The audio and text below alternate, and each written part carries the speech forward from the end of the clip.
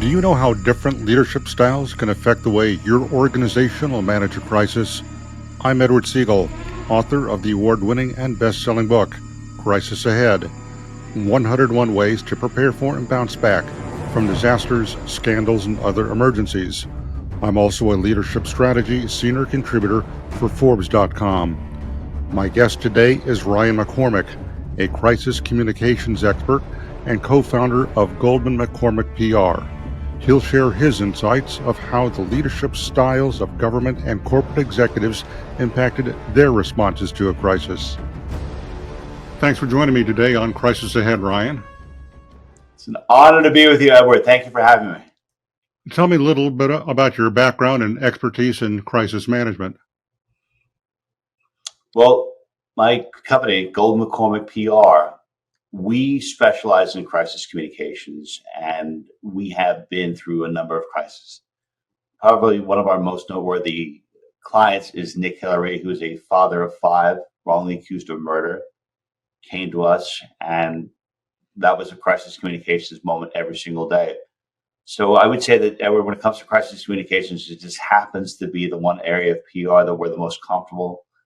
And this whole idea of having peace of mind, that you should relax, it's just something that, I don't know, it's unfamiliar territory for us. From your perspective, what are the major kinds of leadership styles? Okay, well, I think we can identify at least 5 of them. Transactional leadership, where the leaders delegate structure and they assume individuals may not possess the ability to do their tasks. So there's also participative leadership, sometimes referred to that as democratic leadership, and that encourages leaders to listen to their employees and get them really involved in the decision-making process. You also have authoritative leadership, and that's usually when the leader is referred to as a visionary. They're not necessarily act like a tyrant, but they're basically they're somebody who's the mentor to their employees, and they emphasize a follow me approach. You also have transformative leadership, and that's when you have the individual that has a vision and it's really hoping to have everyone participate in that vision and transform themselves in the process. And then you have delegated leadership, which is really one that the leader allows the people to focus on themselves and to kind of go about it their own way. It's probably like the least intrusive or the least managerial aspect of leadership. Ryan, what roles do leadership styles play when responding to a crisis at a government agency or in the private sector? Well, I'd say that effective and inspiring leadership at the public and private sector can maximize the chances of a positive resolution in a crisis. Leaders shine when they lead by example and when they have a lot of empathy for others, and when they inspire people to be better versions of themselves.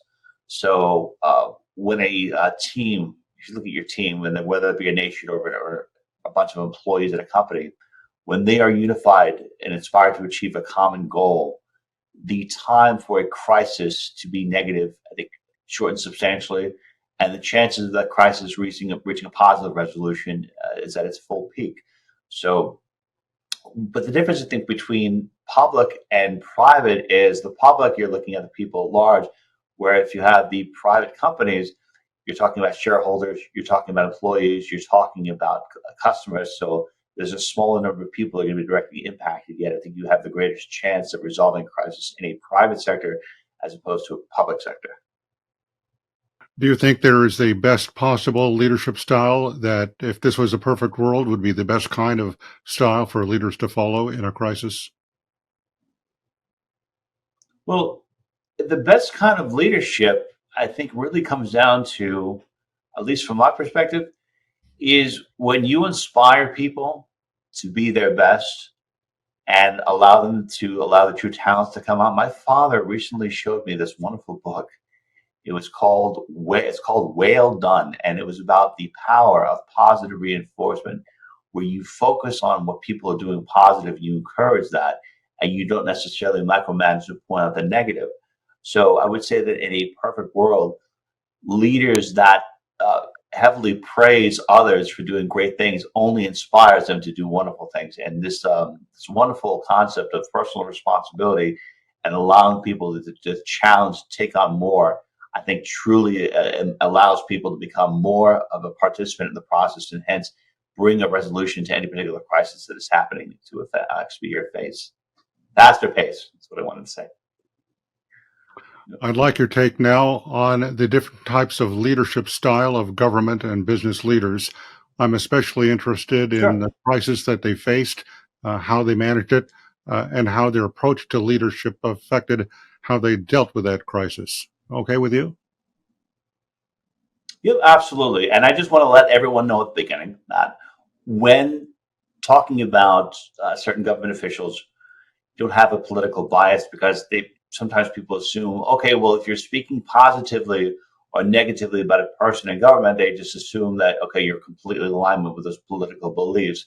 And I just want to emphasize that, especially when it comes to your show, when it comes to all things PR, it's just, you're just looking at the leadership style. You're looking at it from a total unbiased perspective. So I just want to emphasize when I do this analysis that they are coming from a total non-biased perspective. Okay, thanks for that disclaimer and clarification. Yeah. Let's start in the government sector with Secretary of Transportation Pete Buttigieg.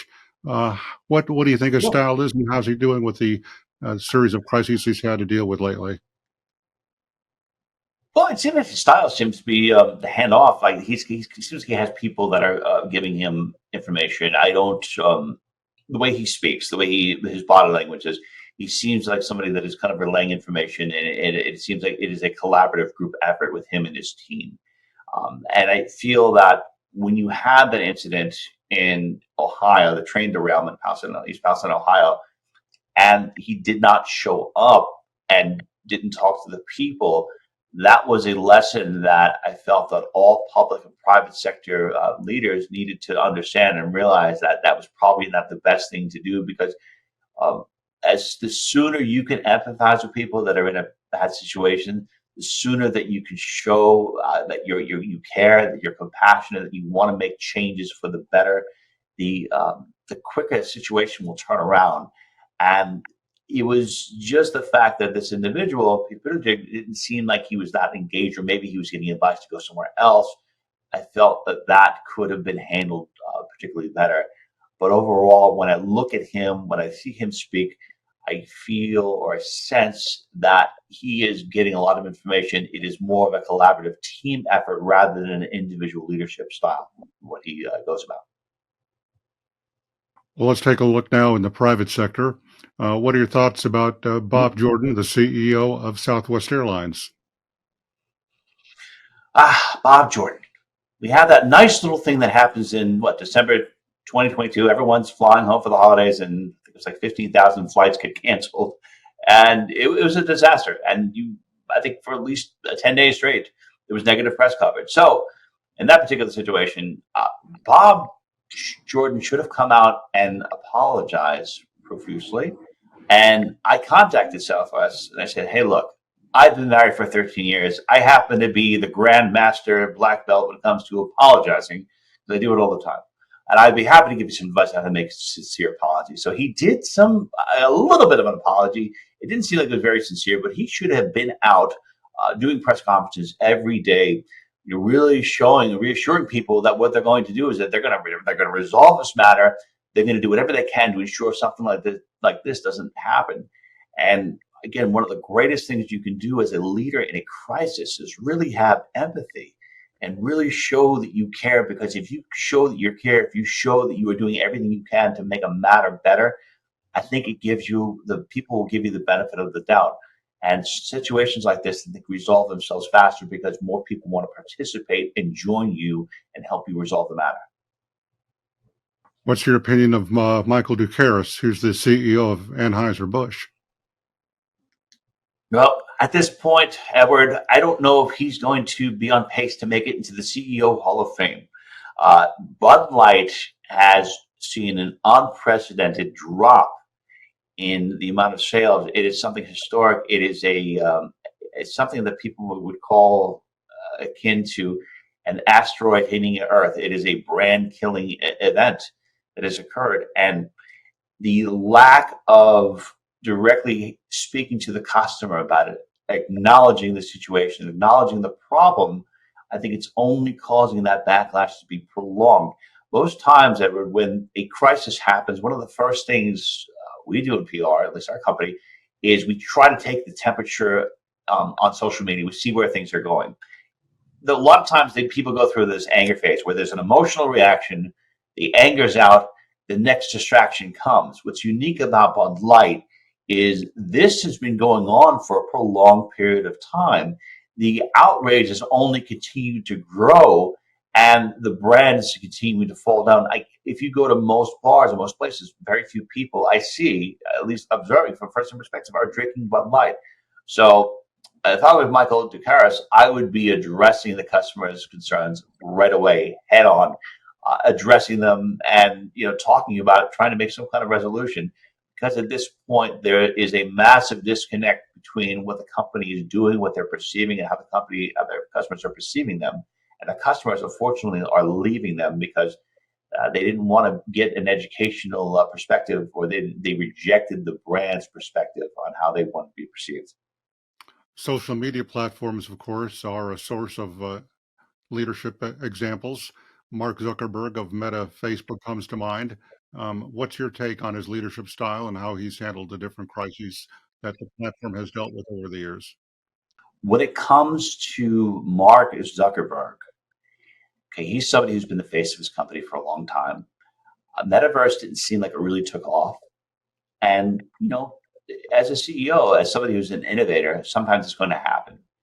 So I think that what's going on with him is that as long as he remains in the public eye, as long as people still stay with his social media platforms, he's going to be fine. If Mark Zuckerberg goes out and he says something that's extremely controversial or goes against the social norm, or it really offends a lot of people, that's when you're going to see a lot of people probably leave or find his brand toxic. And I don't think anything that he's doing at this point is putting himself in a precarious position like that. The fact that him and Elon Musk are talking about having a fight is, definitely an interesting public spectacle. It'll probably pique more interest, but will it drive other people to his other new innovative products? That is yet to be seen. Let's jump back into the government sector and talk about Roy Cooper, who's the Sure. governor of North Carolina. Yeah. So I live in North Carolina. Companies based in New York live in North Carolina, and I've watched this governor firsthand. I can say that as of right now, he is a Democratic governor that won in a Republican state, which is very difficult, I would say. And as of right now, he's got a state legislature that can override any of his vetoes. So when you look at a situation like this, you look at the kind of leadership style, and under his watch, what has happened while he was governor is that U.S. News has said that 4 cities in North Carolina are considered to be one of the best places to live. Companies like Apple and a lot of other tech companies have come to North Carolina during that tenure. So in some ways, if you happen to be at the helm when good things are happening, the leaders tend to attribute those to you, regardless if you had something to do with it or not. And this governor makes it a point to show that he is passionate about sports teams. So he makes it a point to go on the ice and say he's a big Carolina Hurricanes fans. I know some other governors do that. And sometimes it can be really effective. I mean, if people see that you're passionate about their sports teams, they may not even know or care for your particular politics, but I think they'll like you. So as far as Roy Cooper goes, looking at his leadership style, I believe he had an authoritative leadership style in the beginning, and now he's kind of pulling back and kind of sitting back and letting what has happened under his watch speak for him, knowing that he may not have much influence because of the change in the legislature. But when it comes to public perception, it doesn't matter whether they have an R or a D in front of their name. If they're speaking and they have a presentation of calmness and collectedness and stability, that tends to reflect very positively upon the individual. And I would say that in Roy Cooper's case, that is reflecting upon him. The Walt Disney Company has been in the news, has been making headlines for a lot of different reasons over the last several months. Bob Chapek, who's the former CEO of Disney, headed the company during some of those crises.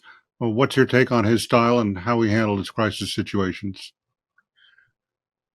Well, there I have read this book, Work in Progress, by Michael Eisner, a number of times. I've read, I love his style, the way he actually built up Disney.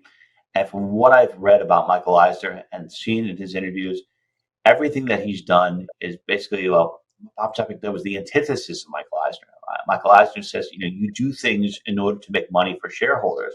And then Kevin O'Leary recently came out and he said, the role of corporations and companies is to maximize your products. You are there to, create the best product possible. You are not there to educate the public on social issues. So Bob Chapek, I believe that he took the idea that as a CEO, he needed to or felt compelled to start putting social theme messages within the films and within aspects of Disney.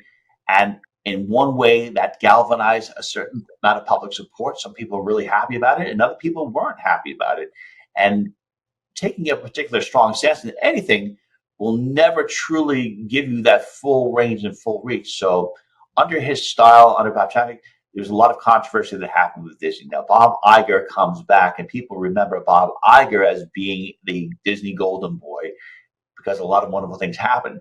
So if Bob Iger comes and he continues on the same path as Bob Chapek, I think you're going to continue to see more people flee Disney. We're in a very strange time, Edward, where crisis communications, your book is so relevant now, more now than I think it's ever been, because I feel like all companies are in a crisis. All companies are in a crisis that wish to delve into any kind of political or social issues.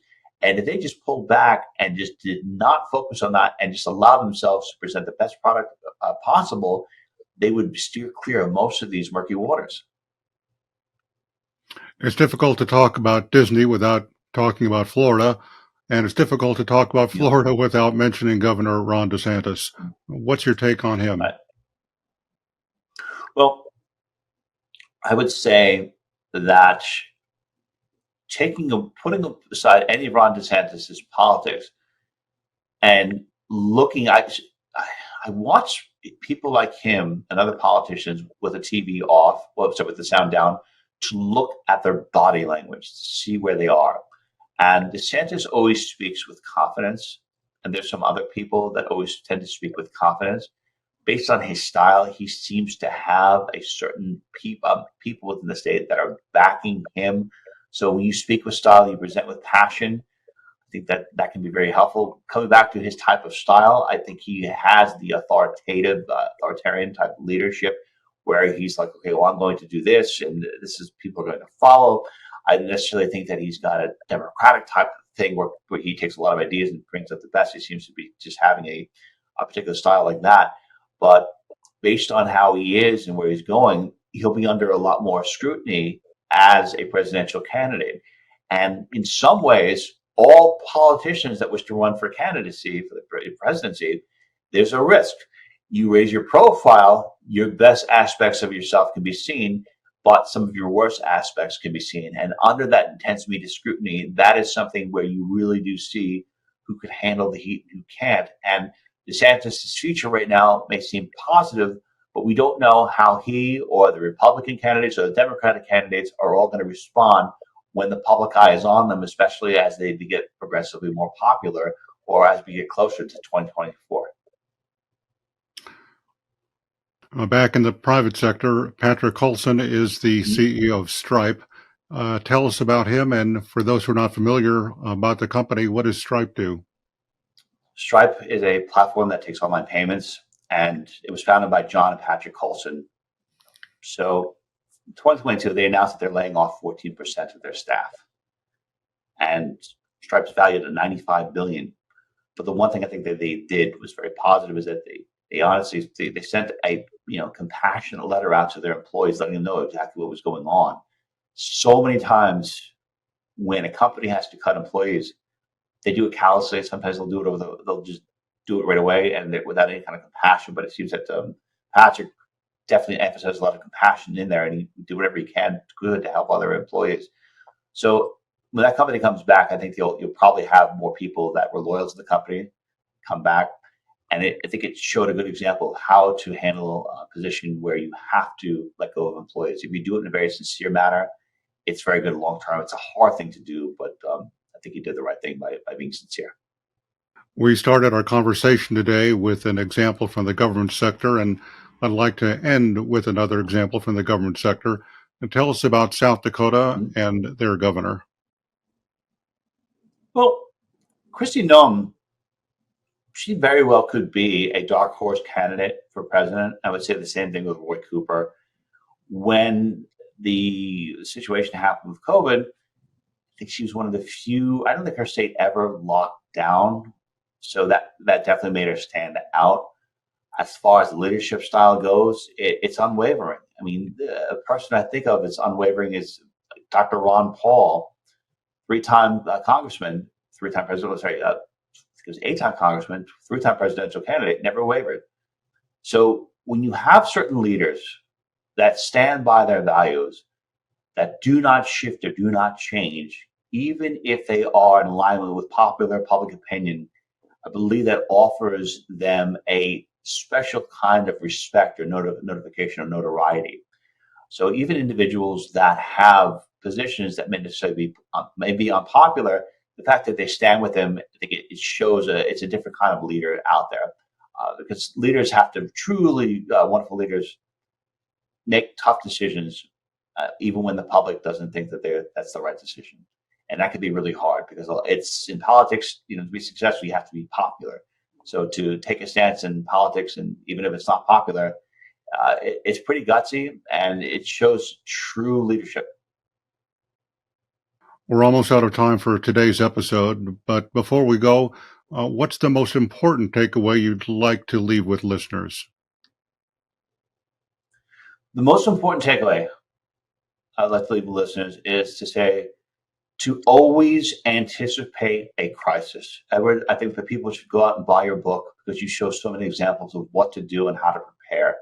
And you may not be in a crisis right now, but you will be. You will be facing a crisis. And I would say crisis communications, being an expert on that, is like self-defense. It is self-defense for your career. Hopefully you never use it, but you'll be thankful when you have it. So I would say that always anticipate a crisis, be aware of a crisis, know how you're going to respond to a crisis. And when that crisis comes, be sincere, be straightforward.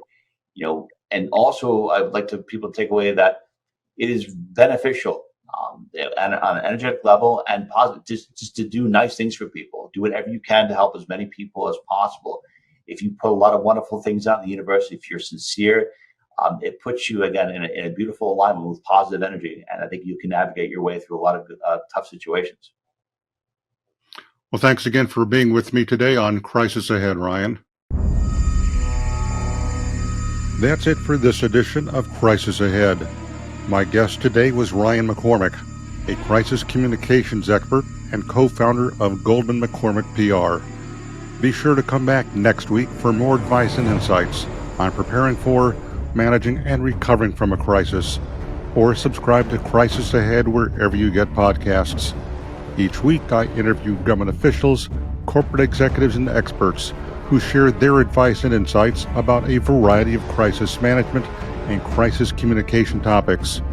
And be sure to follow me on Forbes.com, where I'm a leadership strategy senior contributor covering crisis-related news, topics, and issues.